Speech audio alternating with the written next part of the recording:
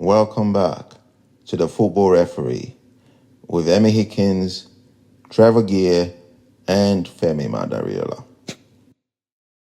All and end all of taking away human errors. But of course, you've got humans still doing it, and they're still making some bad mistakes in my view.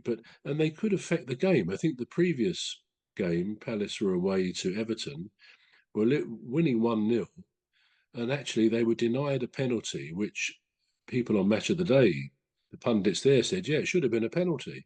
Now, if they got that and scored, there's no guarantee they would, but let's assume they did.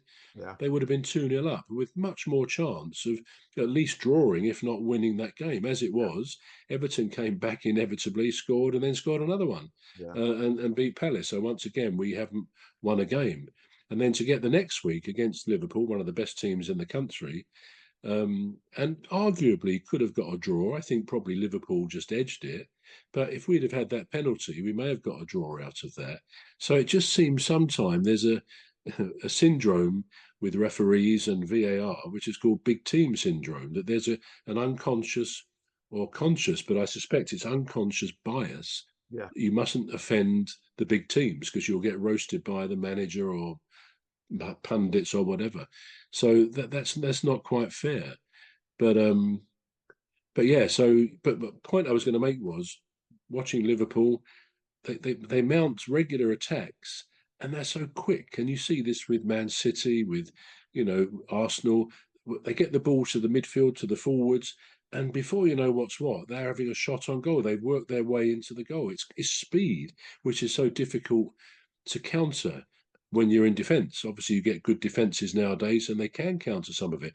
But what has concerned me a bit with Palace, we have a slow build-up, time after time, and there's no difficulty for the opposition to snuff out that threat of an attack.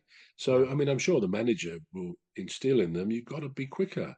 But so far we don't seem to be. But there have been injuries, there have been team changes, so maybe it will all come good. But I hope so soon, because if you can't win a game, you're getting towards November and it starts in mid-August. Well, you're thinking this could be a season of struggle. Yeah. But yeah, I think speed and total football is great to watch. It really is great. And the Premier League players, that the better teams they've got the cream of the players really in the country, and they're quick, they control the ball, and they can score goals. So it's a thrilling game to watch in that situation. Yeah.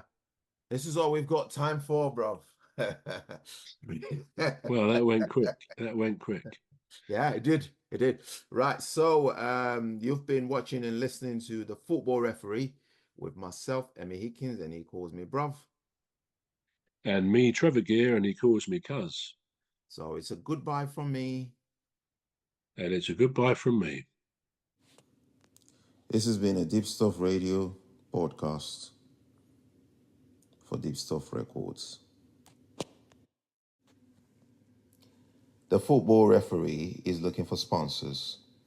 If you're a business out there looking to spread the word about the products and services you offer, please get in touch on our website, deepstuffrecords.com.